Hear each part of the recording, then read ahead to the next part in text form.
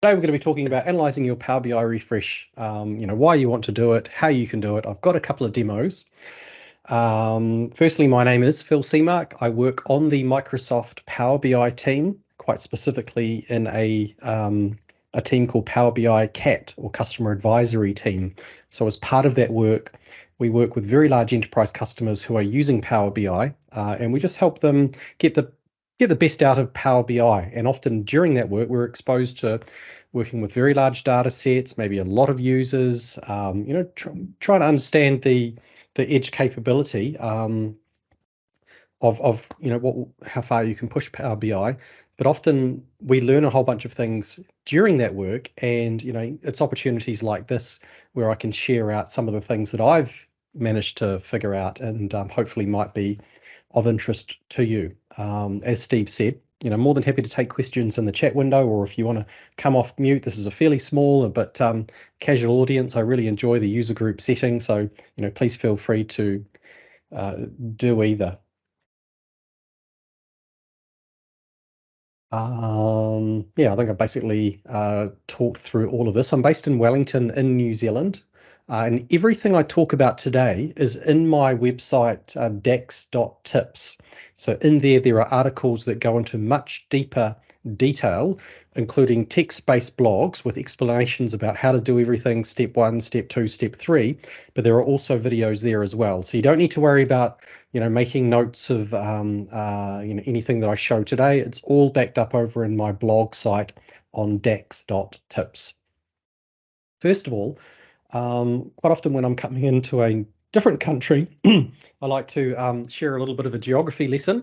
So here's a neat website where you can take the a country, and in this case I've taken my country, New Zealand, and I've overlaid that onto Los Angeles, so you can get a bit of a feel for how big or how small New Zealand is compared with the where you are.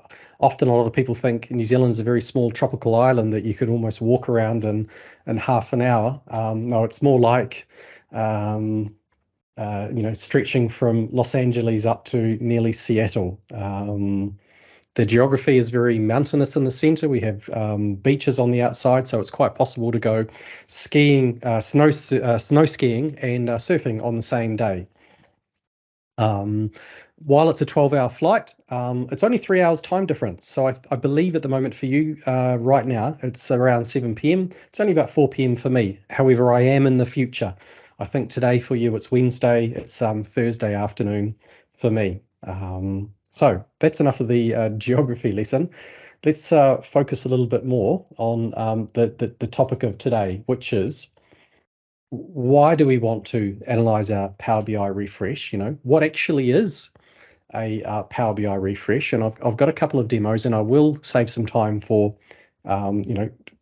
questions at the end if you don't want to necessarily ask them during the session. So, why do we actually want to analyze a Power BI refresh? Now, typically when you are doing professional data modeling, there are 3 pillars that you are focused on, trying to improve at any one particular point in time. Those pillars are: how long does it take to load data into the data model? When that data is loaded into the data model, how big is the data model at rest? How much memory do I need to set aside to make sure it can hold all the data that I want to be able to load into the model? And then generally query speed as well. But today, all we're going to be doing is focusing on that first one.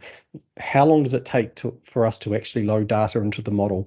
Now, I am talking about import-based Power BI models.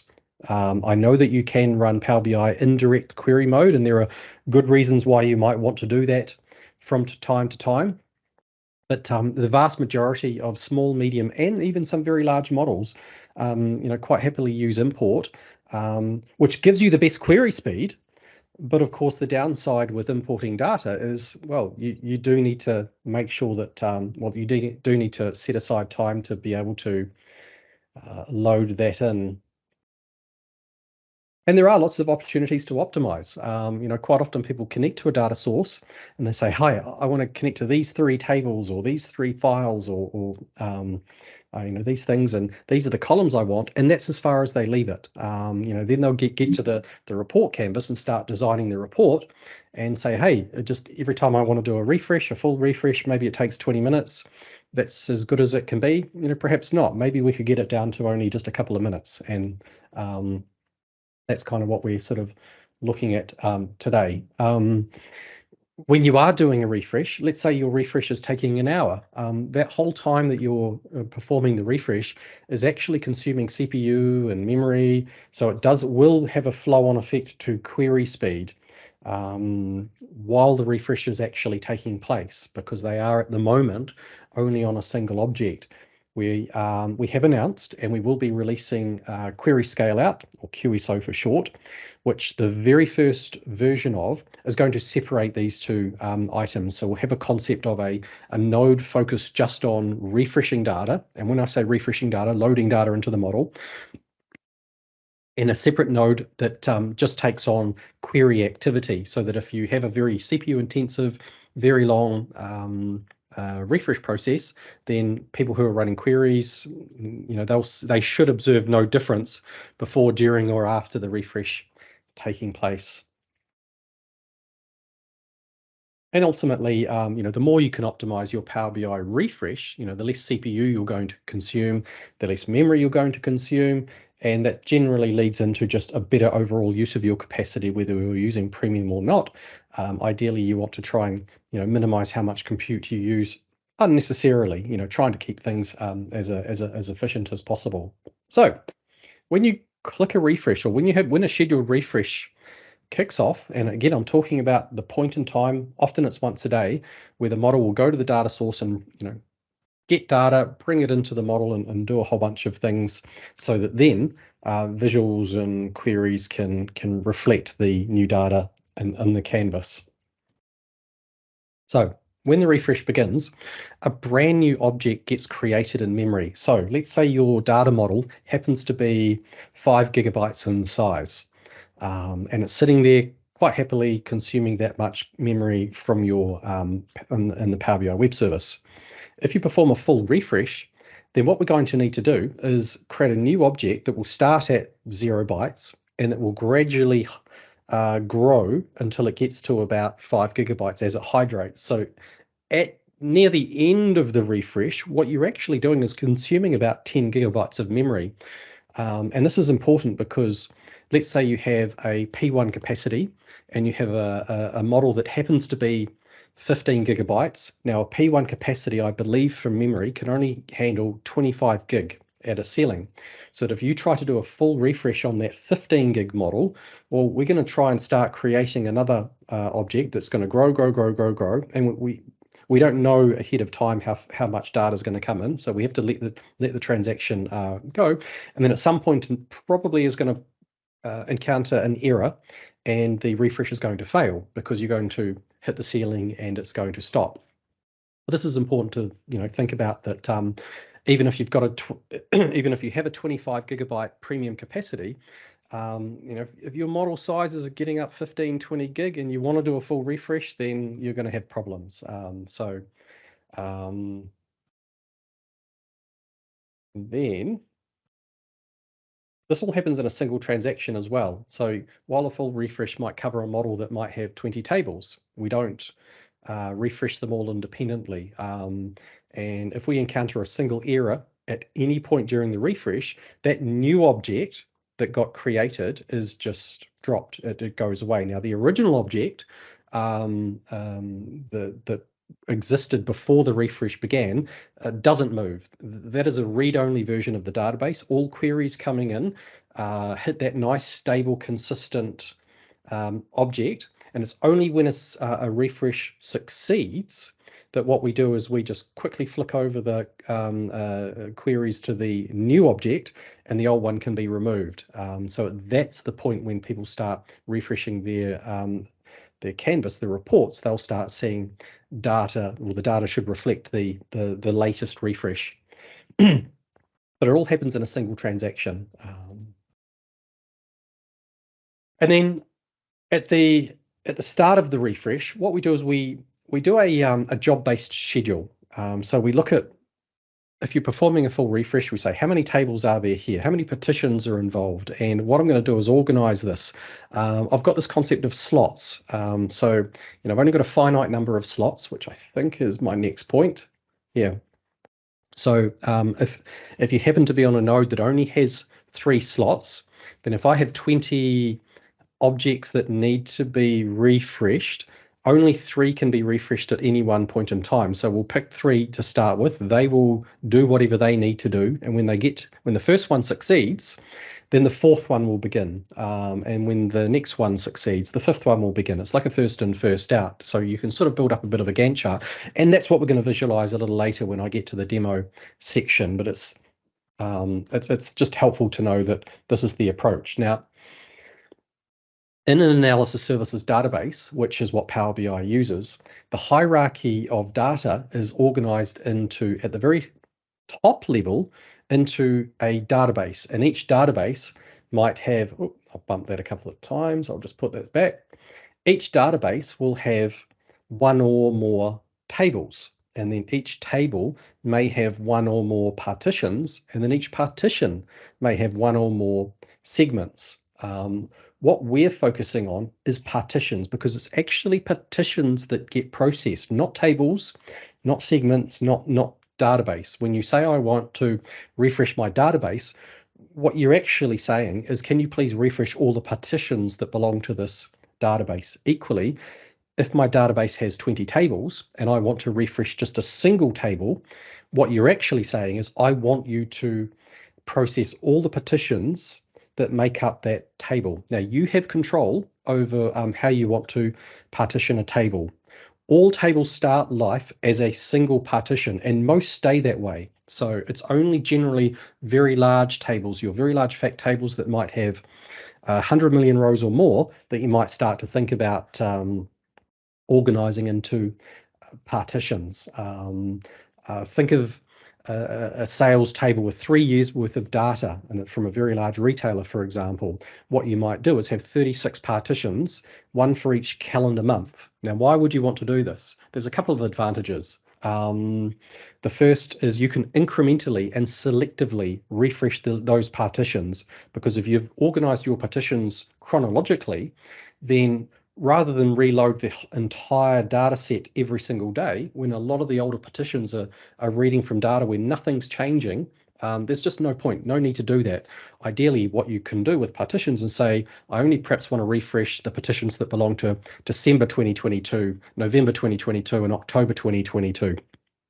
The other advantage of partitions is, of course, is they can also load in parallel, somewhat in parallel. The degree of parallelism is controlled by some things like the size of the capacity, and even you can actually jump in and decide how much parallelism you want. Sometimes more is not better.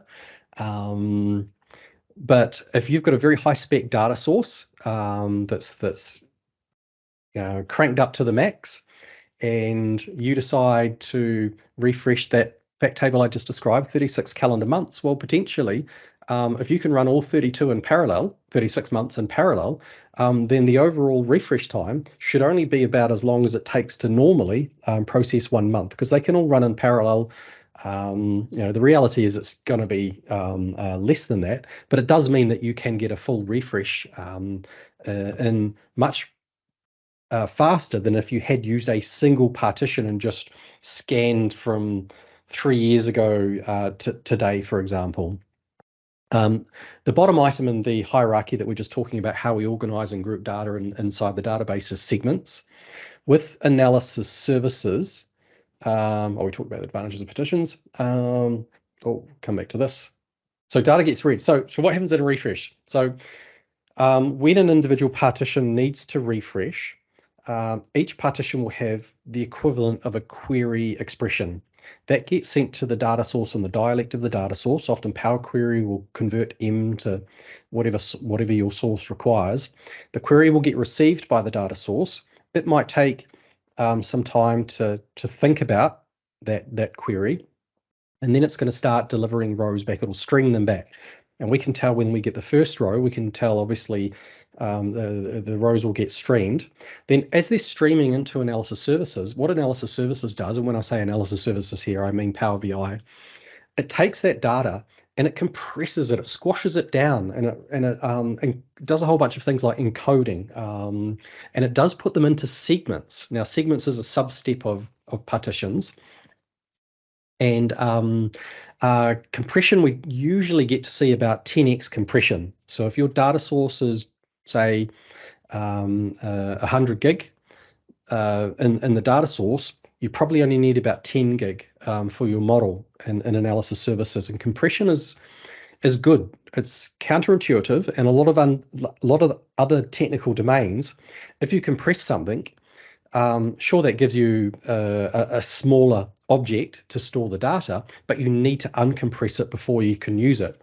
With Power BI, we can run our calculations directly over that compressed data. So what we're actually looking for is the more compression, the better. The more that we can do, and you can help by getting rid of high cardinality columns and following best practice and guidance on optimal how to organize your data to maximize compression. Now, as I said, data gets read into the partition, but it gets stored as segments inside the each partition. And in Power BI, the default size is 1 million rows. I think this was actually, when I originally designed this slide, that was the only option you had. But you can set it to 8 million rows, but you can't set it to anything else. You can't set it to 16 million rows, 32 million rows, etc. Now, what's important here about segments? Segments will have an effect on query speed because segments can be spread across cores, CPU cores. So when your DAX query says, hey, I want to sum sales, and what we can do is we can organize those segments to split across a bunch of CPU cores, and they can all run in parallel to help speed up our ability to arrive at the correct answer. But if those segment sizes are too small, then it just gets a little bit too, the overhead becomes more of a problem. So yeah, you might want to set it to 8 million rows for larger data sets. But yeah, they're the only two options that you have. Phil, is that Yes, 1 million rows limit something to do with Excel or no? No. This is how it gets stored inside Power BI. So it's nothing to do with Excel. And this is just the size of the segment before we go. So what happens is, let's say you have 80 million rows of data in your source, and you have your segment size set at 1 million. Then what we would do is we would have 80 segments.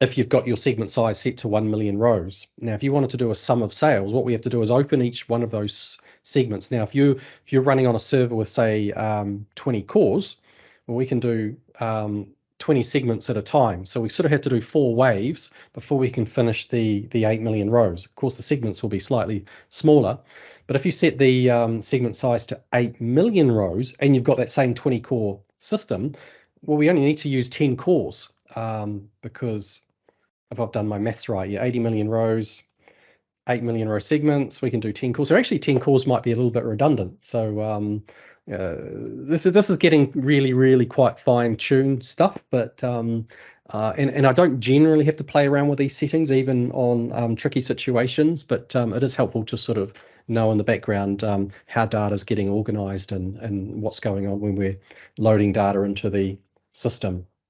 Hopefully that answers your question. Got it. Thank you.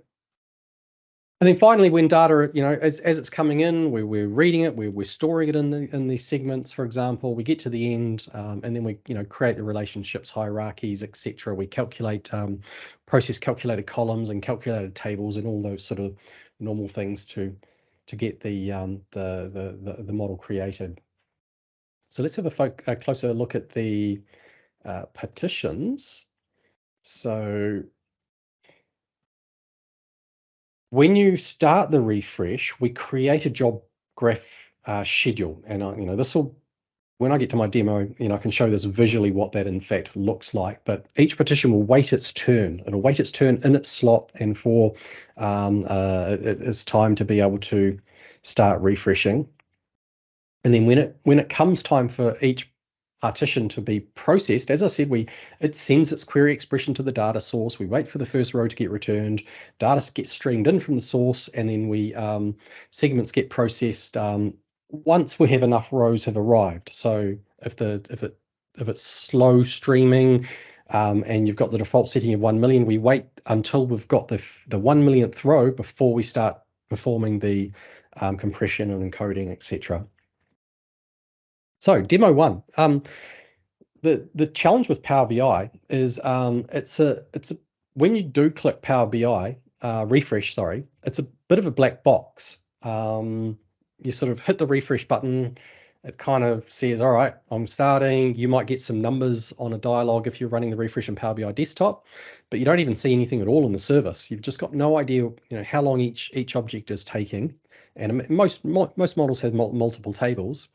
And if you don't have access to this information, it's hard to optimize. It's hard to know where to actually focus your time and energy to help set this up. So I've got two demos. The first demo I'm going to show you today is using SQL Server Management Studio Profiler to trace a refresh in Power BI Desktop. And then what we're going to do is once we capture that trace, we're going to use a different Power BI report to bring it in and visualize it. And that, I think, is the point where it's quite helpful to actually see, okay, I know what's going on. So that's what we're going to do. So I'm going to show you a model. We're not going to look at the tables. We're not going to do any DAX. All I'm going to focus on is refreshing this model and having a look at the results. Now, normally I would click the refresh button here and it would take, say, a couple of minutes, depending on how much data it is, where it's coming from, a bunch of things like that. But I want to set up my refresh first. So I'm going to start SSMS Profiler.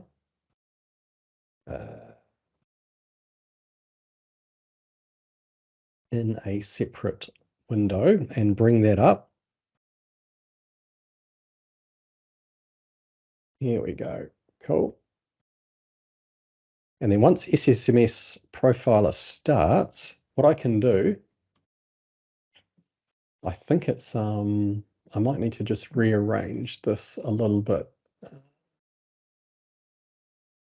because it's sticking out the top of my screen. Maybe if we put this here and choose Profiler here.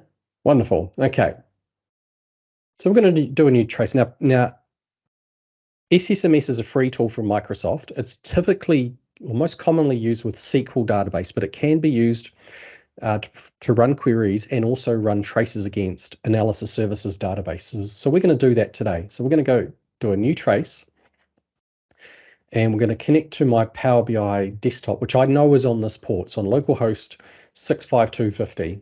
It changes every time you open and close Power BI desktop, but you can obtain that by using DAX Studio, Tabular Editor. There's a number of ways, and I do have blog posts on how to get this number. And I'm going to connect to this model. And now that I've connected, I can choose what events would I like to trace. I'm starting with blank because I don't want to untick a whole bunch of things. The two events I care about are the job graph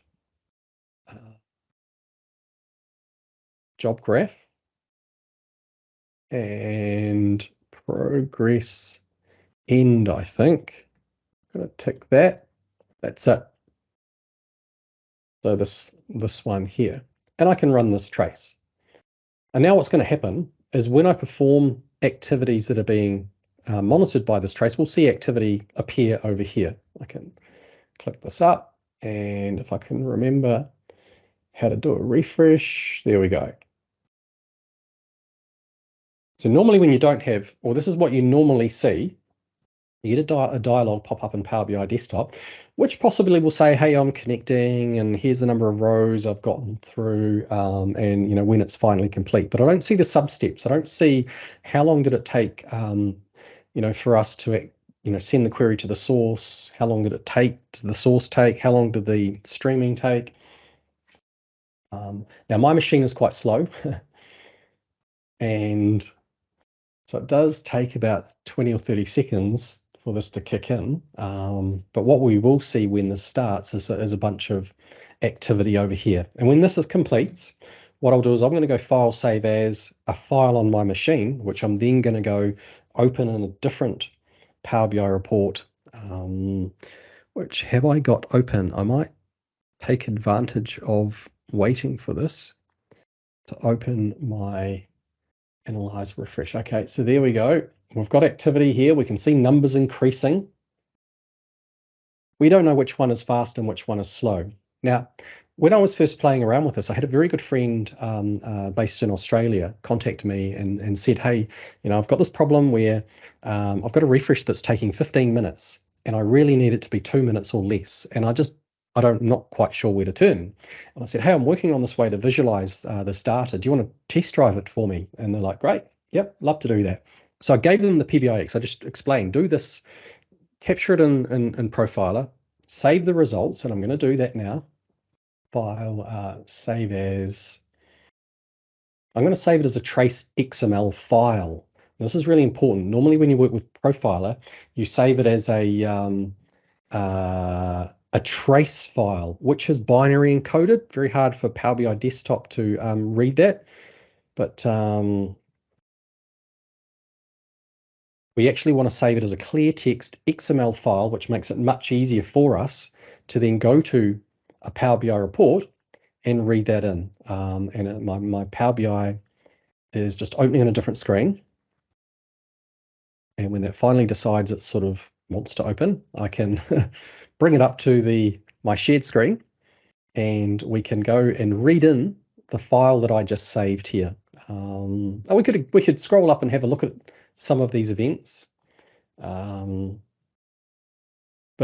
it's only when you visualize it that you can really see what's going on. Okay. I want to transform data. I want to edit parameters. And I think I want to put in the file name of the trace file which I just saved. So while this is coming up, so I shared this with my friend and they ran this, and what they found was of all of the tables in their model, they were all really fast at refreshing. They were, a matter of 10, 20 seconds. But there were a couple of files there that were Excel files sitting on SharePoint. Now, at that time, our Excel connector was really slow. It's much better today. But it was only when they were able to visualize the refresh graphically that they could see immediately what the problem was. And they said, oh, well, actually, I don't need it to be in Excel. I can probably create this as a data flow or something. And they solved it very quickly and managed to get their full refresh under 2 minutes. And they were very happy. So XML, I'm pretty sure that's what I saved the file name as. Flight changes.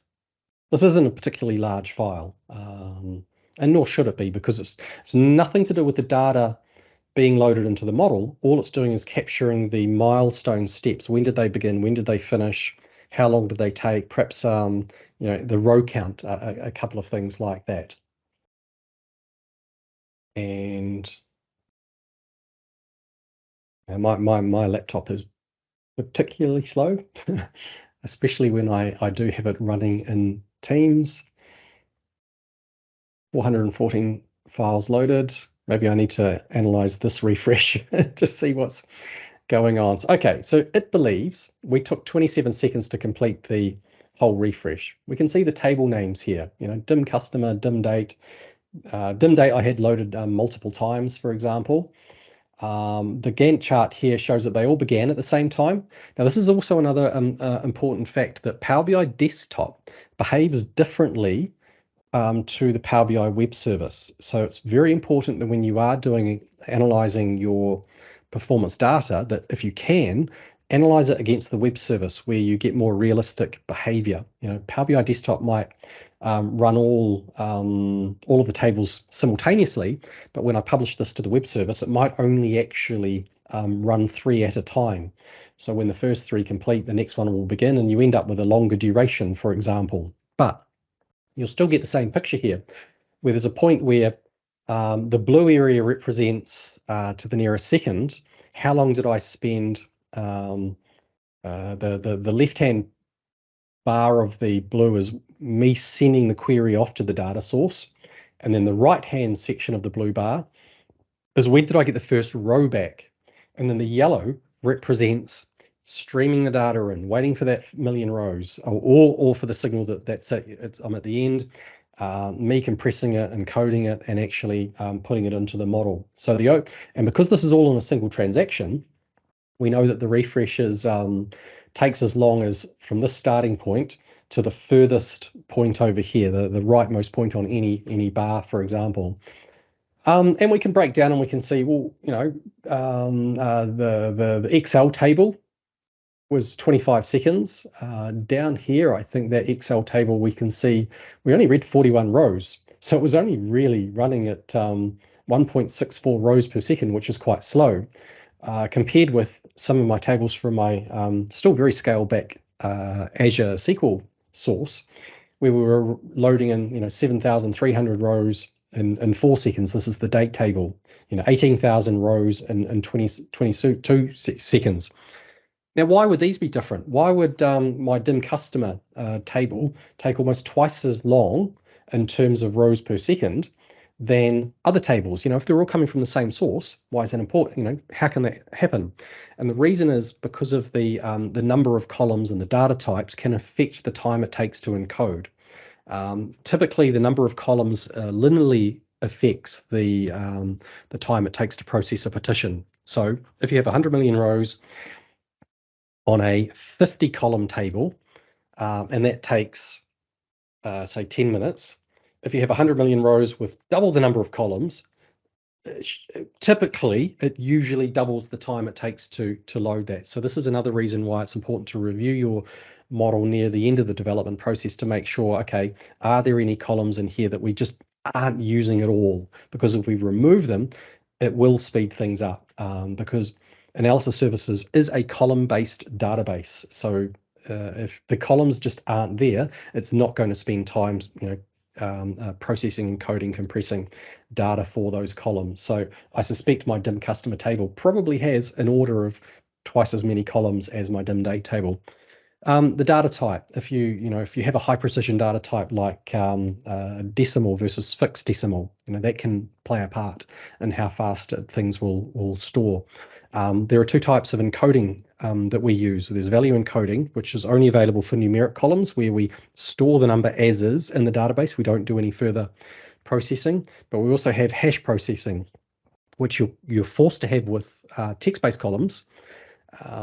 And we also, it sometimes does make sense to use it for for numerical columns. But what hash-based processing does is it keeps a dictionary of IDs, and it's the ID that gets stored over and over again in the database. When on very large tables, this can make a big difference in the final size that we use to store the model, but it can also have an impact on how long it takes to load the data into the model. So now this was using SSMS Profiler. Now SSMS Profiler can trace against the Power BI, a data set, but your data set needs to be in a premium capacity. We don't yet have the ability to connect to a data set in a pro capacity, but if you're doing this kind of work, you're probably doing professional data modeling.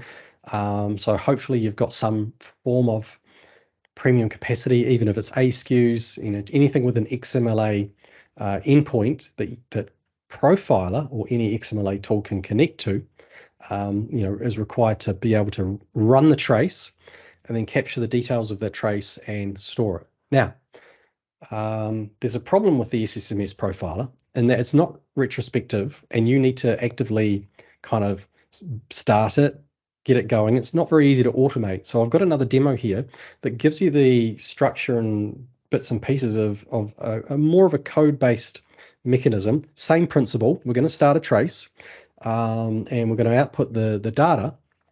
But this time, what we're going to do is we're not using Profiler. We're not using Power BI Desktop. So this is in a data set that I have in the web service. We're going to use VS Code.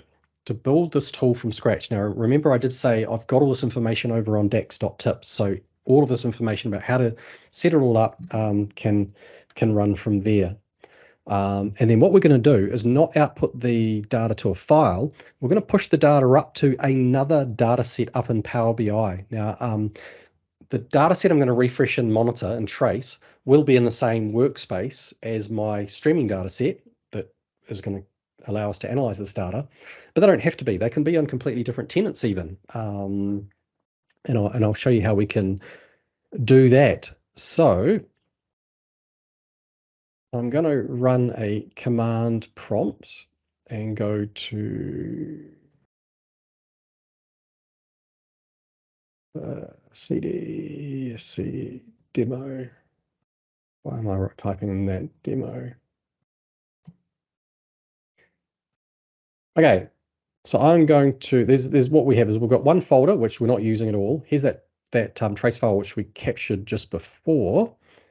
I'm going to paste in a command that will go and grab a Visual Studio Code project that I've created that has all of the bits and pieces you need to do this. Now, where this can be helpful is if you want to automate or just have something running in the background on a VM that is just constantly tracing and then deciding what to do with the data set so that you can, look over time the performance of large data sets and analyze them and do that sort of fun stuff. So we've got a new folder here called Trace Post. This was created when I ran this git clone. I'm going to go into that folder, and I'm going to open Visual Studio Code. And I need to do a couple of things because when I did originally write this project, I was using .NET 5, and I think I need to use .NET 6 now. That's what's installed on the latest refresh of my very old laptop. So I just need to change a couple of things. I'm going to put in a slightly updated version of the main app. We have a connection string section, which I need to scroll down and find the right code for that. This just tells me what database do I want to output the data to from my trace, and which database do I want to trace. And then I think finally, I need to maybe change this to a 6. All right. Cool. So let's go and have a look to see what it is I'm going to be tracing. So over here, I have a workspace with a single data set in it. No reports, no dashboards, nothing like that. We're not even going to look at this database. We're not going to open it to look at it from a report perspective. All I'm going to do is refresh it. But I'm not using Profiler to trace this. I'm going to use the app that I've just downloaded and installed on Visual Studio Code. Now, if I scroll to the top of the code, it's reasonably well commented. There's a bunch of information at the top that helps you out with your connection strings, for example, all the parameters that are settable. Let's just restore things so they have the right libraries. Yeah, okay.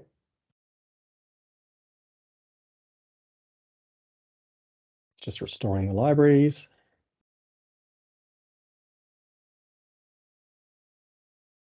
All these underscores are going to go away shortly. But as you scroll down, there's sections like here's where we actually connect to the database, for example, and here's setting up the trace. Here are the columns that we want to trace, the events, sorry. So progress report current, for example, progress report end, for example, and here are the columns that we want. So you can see it's very customizable. I think all the restoration is complete now, which is good. We start the trace and then we just repeat in a loop. And then every so often we just push data up to a streaming data set that the code here creates for you if it doesn't already exist. Because at the moment in my workspace, I have got just a single data set. When I kick this off, it's going to check to see whether the data set exists or not. And if it doesn't, it's going to create it with all the right parameters, everything I need, and we're going to be able to run a report off that. So if I hit F5 now to start my application, and this could run from a logic app, this could run from anything that can execute .NET code, and you can use authentication using service accounts, for example. A colleague of mine, Rui, does a lot of work and is far more expert than me on how to configure this for service accounts, but just waiting for the app to run. Now, when this app begins, I'm going to get a console window, and the console window gives me some basic feedback, like how many objects have been processed, how much data have we pushed up to the streaming data set. But I think the next step, I'm just waiting for this to run, is it's going to ask me to authenticate. It's very slow. So there is stuff happening down here.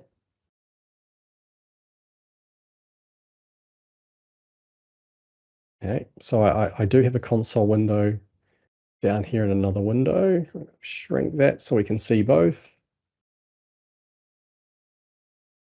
Okay, so now first thing it wants to do is get me to log into the destination of where we want to send the trace output. So I've just done that, and we'll see the data set get created. And there it is. And this has all the tables and bits and pieces that we need. And the second part is I'm logging into the trace to enable my ability to trace against this. And oh dear, this is going to use other account maybe. I'm going to have to type something off screen to log in. Next. And type in my password.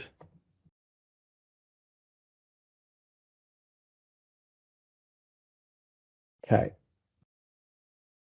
And I'll probably see a little bit of text down here that'll give me an indication that it's going. And I want to see both screens at the same time. Cool. So the queue count is 0, and the number of rows processed are 0. And the current time is that'll be UTC time I'm expecting. So over here on the database that I want to refresh, I'm just going to kick that off.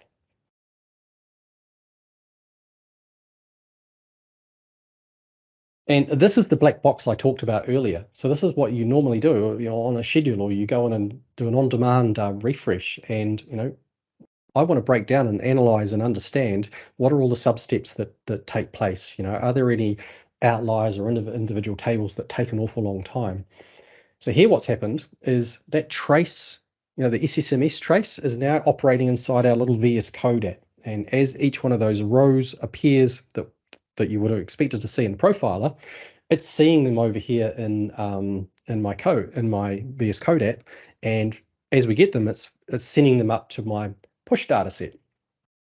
I think it's finished, 55 rows. Don't know, let's take a look.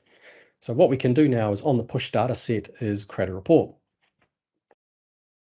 And I won't make it look as pretty as the other report, but we have a trace object. I am going to go grab a Gantt chart. I think this is generally the best way to display this type of information. Now, the AdventureWorks database that I am running this over is just a typical demo style database that has some fact tables, dimension tables. They're not particularly large. I wasn't expecting this to take very long. So I want to create a waterfall chart on the screen, and I think I need to put the object name here, event subclass in here. I probably want to set the process end, start time to start date, and end time to end date. If I maximize this, reduce my filters and fields, drag this out. Here we go. So now what we've got is a different profile to what we saw over in Power BI Desktop. we can see immediately, without having to look at the settings, that the degree of parallelism for this refresh must have been 6. The execute SQL part by far was the longest. So the sending the query to the source and for the source to turn around and return. Now, this is probably on a very, very, very scaled back SQL database. So pretty slow. And also, if I want to refresh again, it might be a bit faster next time. But the first one finished about here. That meant the 7th one could begin. And so here we've got another one completed. There's 2 actually completing about the same time. So these 2 could begin. So you can very quickly eyeball and see, at any one point in time, we've got 6 partitions running at any one particular time. Because here I have my fact internet sales table has 9 partitions, I think. 1, 2, 3, 4, probably 8, because it's including 2020. Oh no, 2011. It's going over, each year, for example. Rather than process the entire fact internet sales as one go, that has been broken out into parallel, which is kind of neat. Now, what else can we do? The other neat thing that we can do with this type of view is create a line chart. It's not always that obvious in very fast running. Integer data.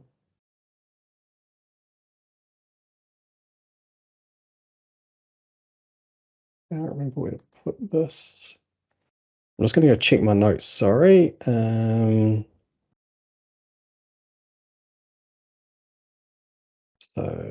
I want to see current time on the axis and integer data on values.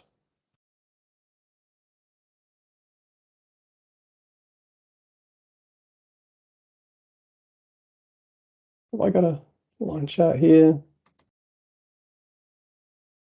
Yeah, all right.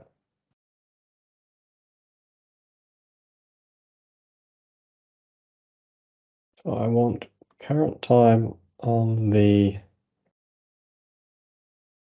x-axis. I want the object name in the legend. Cool, okay. Got there. What this is actually showing us is a slightly different view of the same information. So here we have one color line represents each partition. We can see when it began, and we can see on the x-axis when it completed. And we can also see the height that indicates the number of rows that were read. So the steepness of each line can indicate how fast the data is being read. And you'll also notice that sometimes the line can change direction. So it might read and process data very quickly at the start, but then it slows right down, or the opposite. These guys over here at the end, they process very fast.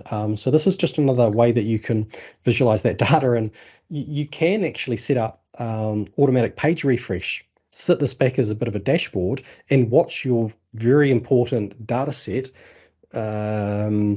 using this approach, how it's actually running. And if you know how many rows there are on a given table, you can see, how it's tracking like a bit of a worm, which is kind of cool. It's a bit gimmicky, but if you've got a really, really important data set that you want to know exactly where it's up to in a refresh, then you can use these bits here to really discover that and find out what's going on. How are we going for time?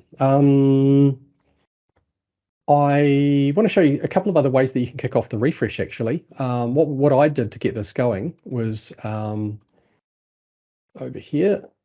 Oh, and in fact, what we can do even is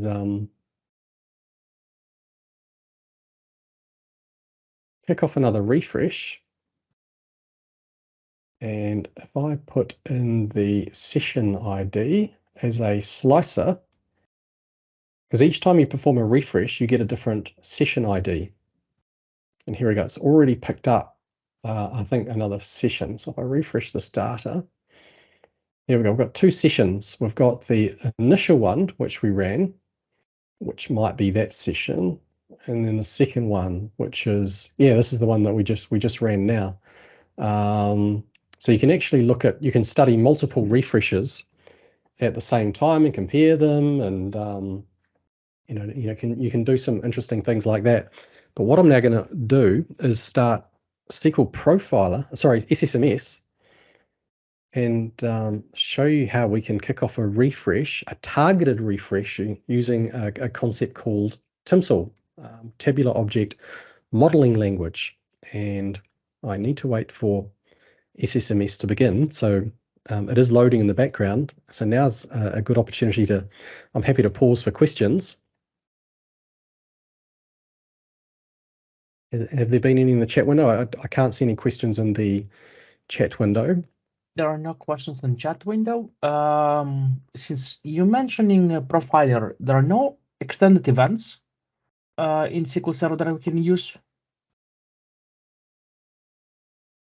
Yeah, there are some. If you're tracing against Power BI Desktop, you can see quite a lot more than what the Power BI service emits. But you can have a look. You can run some.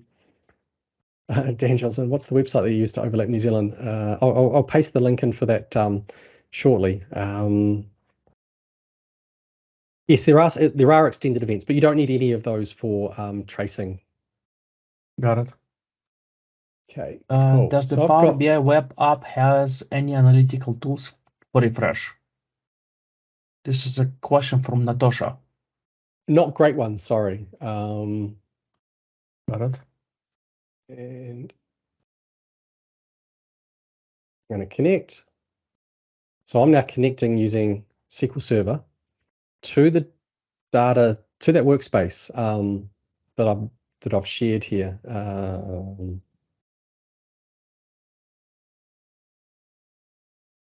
And what I'm expecting to see in the Object Explorer will be a couple of data sets. There's the AdventureWorks one that we're playing with, and I'm going to kick off a refresh from here using TIMSL. I mean, you could actually right-click and run a refresh using the process partitions. Okay, so let's go to XMLA.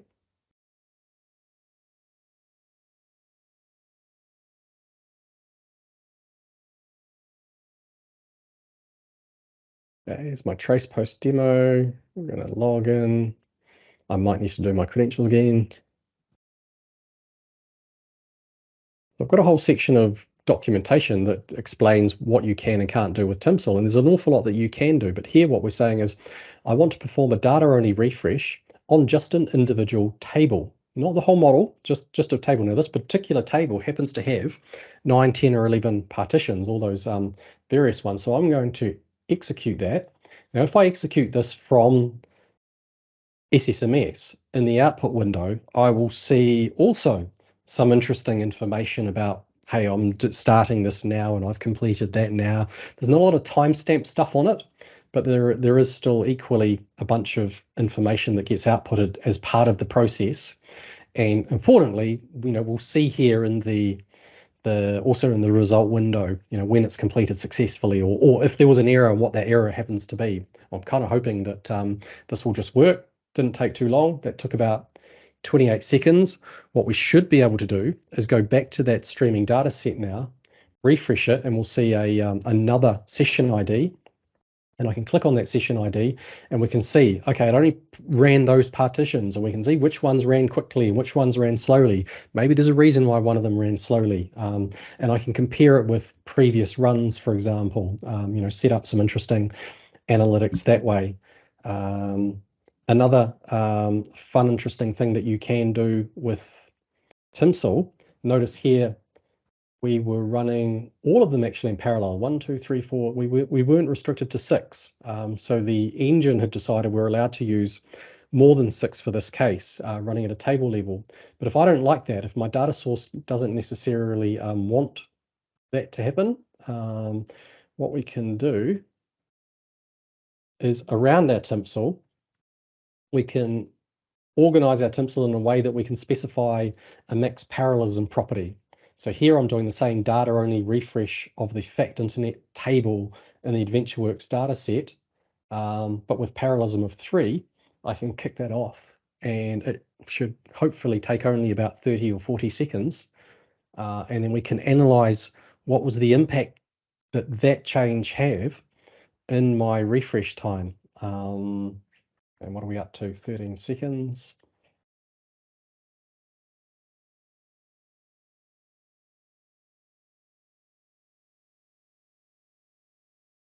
24 seconds.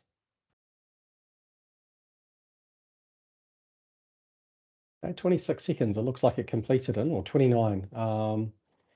And what we'll probably have now when I manually refresh this data in my report is a new 6CNF here.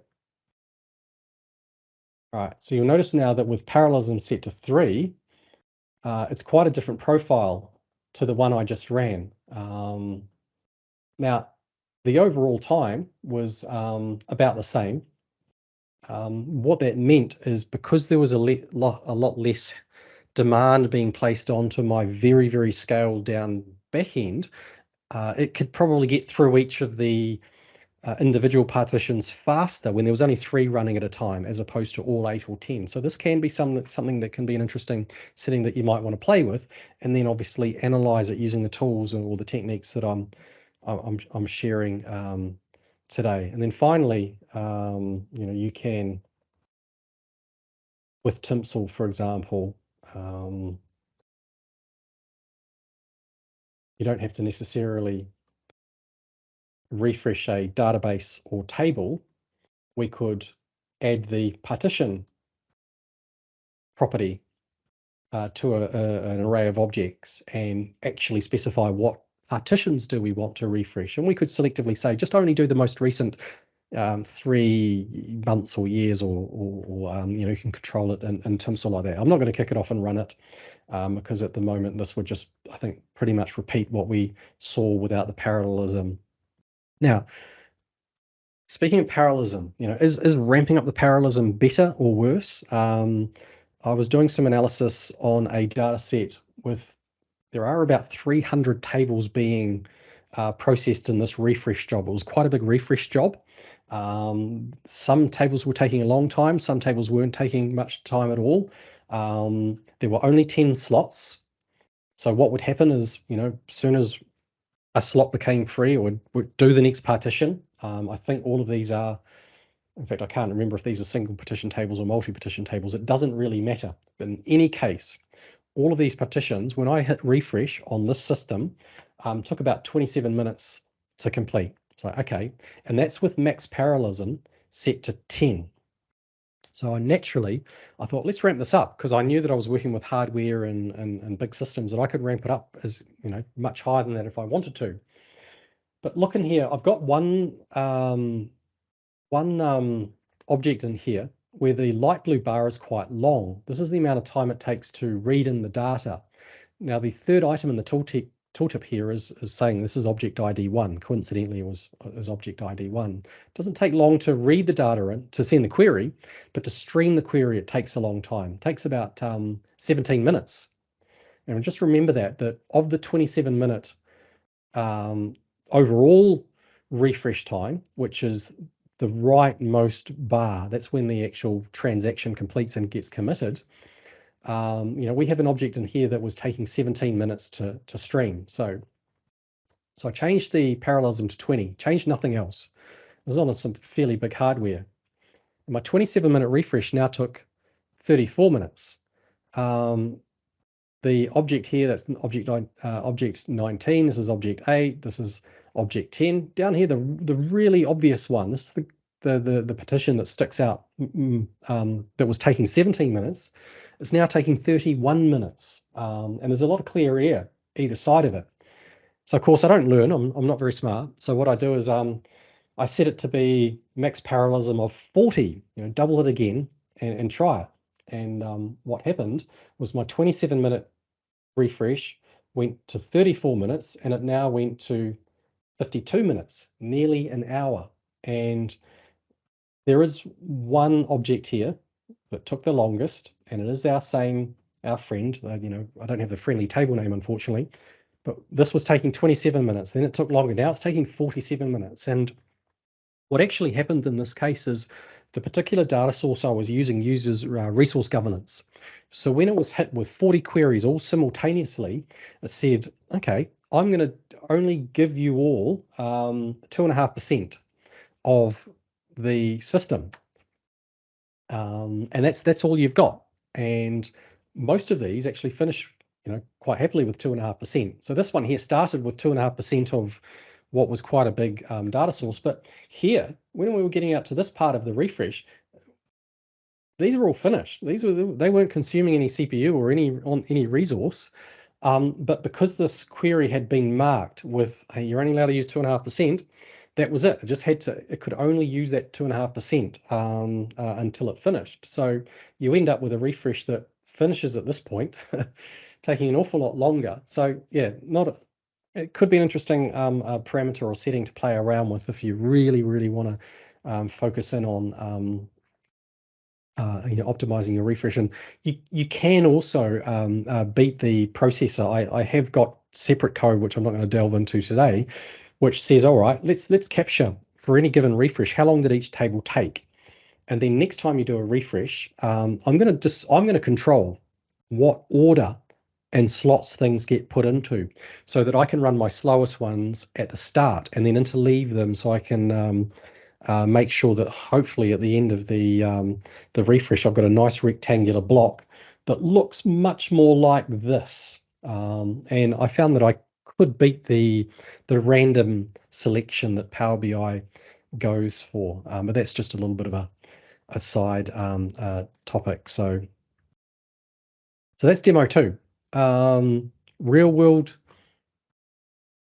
feedback. So Mim, who's very active and loves diving into this sort of things on Twitter, he's got a data set here that, if you look chronologically back in order, was a data set that was taking from the 27-minute mark to the 37-minute mark. So it's taking 10 minutes. The 37-minute mark to the 47-minute mark, 10 minutes. The 8-minute mark to the 18. So it's pretty consistently taking 10 minutes. He followed these steps. He ran the Analyse over his own. He was able to identify what the issue was, and he could figure out where to focus and, importantly, where not to waste time. And he was able to get the refresh now running from the 19-minute mark to the 20-minute mark. It's like down to a minute, just by applying these techniques to figure out, okay, what can be removed, what can be changed, what can be optimized. So hopefully that's useful. A bunch of other tips that I just want to throw out there for, in general, how to optimize my refresh. So we talked about partitions. So use incremental refresh where it makes sense. There's just no need on very large tables to read in each day stuff that you've read in many, many times before. So try and break it up and only actually refresh data that you know has changed, and minimize the amount of times you need to read in the entire data set. But you can still do that. And if you do use partitions, then hopefully when you do your full refresh, it will go very quick. We talked about data types earlier. Check the encoding, use the hints like saying use value hint encoding on numeric columns as an attempt. That can speed things up. Turn off MDX hierarchies. This can have a negative effect on people using Excel against the model. Any calculated column, any calculated table, these are all ETL processes. So if you've got a smart data source, a database of some form where you can actually do that work to create the columns and the tables there, that's going to speed up your refresh significantly. Because the problem with things like even incremental refreshes, even if you incrementally refresh just a single day and you've got 10 years worth of data, when that day finishes, if you've got any calculated tables or columns that touch that, they all need to go back and recompute, which might not necessarily be what you want. So push that work upstream, up the ETL stream where it makes sense. Keep it simple. My favorite. That's the way I like to work with that. So, and lastly, probably just it also helps to understand query patterns. And I touched on this a bit earlier. When you finished a project or you're getting near the end of a project, go and review. Do I really need these columns? Do we really need these rows even? because the more you can reduce there, the faster your refresh will be, the smaller your model will be, the faster your query speeds will be. It all sort of pays.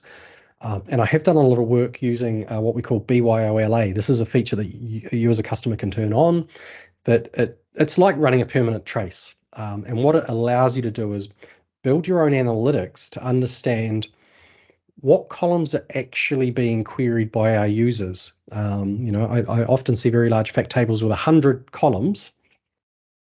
And when we do this analysis and say, hey, 95% of all your users only really hit these 14 columns. So why not just create a fact table with the hot columns that are getting hit over and over and over again, and let's have another version of that same table with the others. So they're available, what we call sort of vertically partitioning the fact table, and even leave it out in DQ, the direct query. And that can have a big impact on the model size and query speed. So there's a few sort of tips that you can do there. So just in summary, everything I've talked about today is over in DAX.tips. There's even a link there that gives you the short link. The second data point will show all the articles that I've put together on this particular topic. We talked about why, what it's doing when it's refreshing, how you can analyze your refresh. So yeah, I think that's all I've got for you today. So I'm more than happy to take questions in the chat window or on mic on Power BI refresh or any other Power BI topic that you might be interested in. I tend to specializing in DAX and data modeling. So if you keep it to those themes, I'm more likely to give you a good answer. And I'm assuming that querying Power BI refresh doesn't incur you any extra charges, right? Say that again, sorry. Yes. If you Yes, query so Power the BI, profiler option and the second option that you used, you don't pay for that. You still don't paying think so. Power BI as usual, but you don't incurring any extra charges. I don't think so. No, Okay. I'm pretty sure you don't. You're talking about the amount you pay when you want to download a whole bunch of CSVs or extract data. I don't know for sure. So I'm only guessing, but my guess is I don't think there's any charge there. But if you are likely to set up something on a more permanent position where you're going to be downloading running a trace permanently, then please double check that.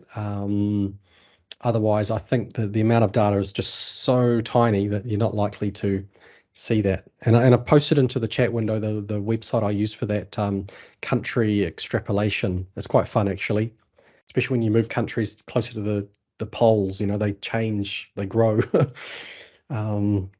Thank you everyone for joining our online meeting. And with that, thank you and have a great day, and see you in here next meeting. Phil, thank you a lot.